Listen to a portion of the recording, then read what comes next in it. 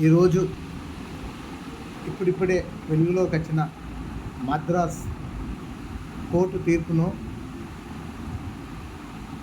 నిజంగా దాన్ని స్వాగతించాలి. ఎందుకంటే కొంతమంది పోలీసులు రాజకీయ నాయకుల ఒత్తిళ్లకో, లేకపోతే వాళ్ళ గొప్పలకో, లేకపోతే వాళ్ళకు ఆ యూనిఫామ్ వచ్చిన కొంతమంది ఎట్లుంటుందంటే ఇక మాకు ఏ వర్డ్ చెప్పేది లేదన్నట్టు చేస్తారు. అట్లాంటి వాళ్ళకు తస్మాత్ జాగ్రత్త. ఎందుకంటే ఈరోజు ఒక తీర్పు, మంచి తీర్పు ఇచ్చింది మద్రాస్ హైకోర్టు. నిజంగా మీకు ఉద్యోగం వచ్చినప్పుడు, ఉద్యోగం కోసం అయితే ఏ విధంగా అయితే మనం పట్టుదలతో ఉంటామో, ఉద్యోగం వచ్చినప్పుడు మన వృత్తి పట్ల, అంటే మీరు ఏ వృత్తి చేస్తారో ఆ వృత్తి పట్ల న్యాయంగా చేయాలి. ఏదైనా ఒత్తిళ్ళు ఉంటే అక్కడికి పోకుండా మంచిదే. మీకు ఆ ఉద్యోగము అక్కడ పోతే వేరేకడైనా పోతారు, మీ పోస్టింగ్ అదే ఉంటుంది. ఎస్ఐ పోస్టింగ్ ఎస్ఐ ఉంటాడు, సిఐ పోస్టింగ్ సిఐ ఉంటాడు. కానీ ఎవరో మంచి కోసం పోతే ఈరోజు మన పిల్లలకు ఎంత అన్యాయం జరుగుతుందో ఆలోచించండి. దయచేసి పోలీసు ఉద్యోగులకు చేతులు పెట్టి నమస్కరిస్తున్నా. మీ యొక్క వృత్తిని దిగదార్చుకొని బ్రతకండి దయచేసి, ప్లీజ్. ఎందుకంటే చట్టాలను గౌరవించే నాలాంటి వాళ్ళు ఎంతోమంది ఉంటారు.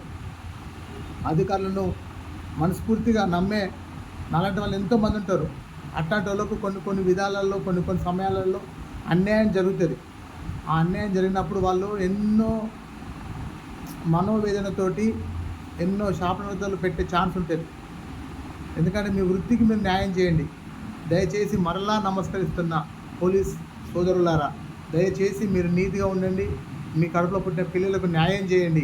మీరు సంపాదించకపోయినా పర్లే, కానీ వారిని కష్టంలోకి నెట్టకండి. దయచేసి మనము అన్యాయంగా తినకుండా దయచేసి, ఎందుకంటే పోలీస్ స్టేషన్ నాకు ఒక్కటి అనిపిస్తూ ఉంటుంది. ఒక కూలి నాలి చేసే కొన్ని సందర్భాలలో వాళ్ళు ఖైదీలుగా మారవచ్చు. కొన్ని సందర్భాల్లో కూలీలు వాళ్ళ దగ్గర కూడా పోలీసు కానిస్టేబుల్ ఇట్లా చేయిలు తాపడం అంటే నాకు చాలా బాధ అనిపిస్తూ ఉంటుంది. వాడు చేస్తే ఒక రోజుకి 500,000 రూపాయలు కూలీడు కావచ్చు. ప్రతిరోజు కూలి ఉండేది, జీతగాళ్ళు ఉంటారు. అట్లాంటి వాళ్ళ దగ్గర కూడా మనము డబ్బులు అడిగితే అది మీ పిల్లలకు మంచిది కాదు. దయచేసి అర్థం చేసుకొని మీ యొక్క డ్యూటీని మంచిగా చేసుకోండి. ఉన్నతమైన స్థానాలకు ఎదగండి. బీద ప్రజలకు న్యాయం చేయండి. ఈ యొక్క మద్రాస్ తీర్పు మాత్రం నేనైతే స్వాగతిస్తూ ఉన్నా. ఎందుకంటే లాకప్ డెత్ అనేది ఉత్తుగా జరిగేది.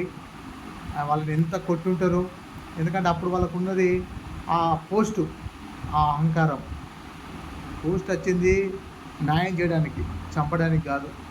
ప్లీజ్, ఇప్పుడు ఇద్దరు చనిపోయారు, ఇప్పుడు 9 మంది పోలీసులకు ఉరిశిక్ష పడ్డది. మీరు చెప్పండి, దానికి ఎంత బాధపడతా, కుటుంబాలు ఎంత ఏడుస్తాయి. అప్పుడు ఆ 2 కుటుంబాలు ఏడినప్పుడు బాధే, ఇప్పుడు 9 కుటుంబాలు ఏడిచినప్పుడు బాధే. దయచేసి ఇలాంటి పరిస్థితి తెచ్చుకోకండి పోలీసు సోదరులకు నా హృదయపూర్వకంగా విన్నవించుకుంటున్నాను.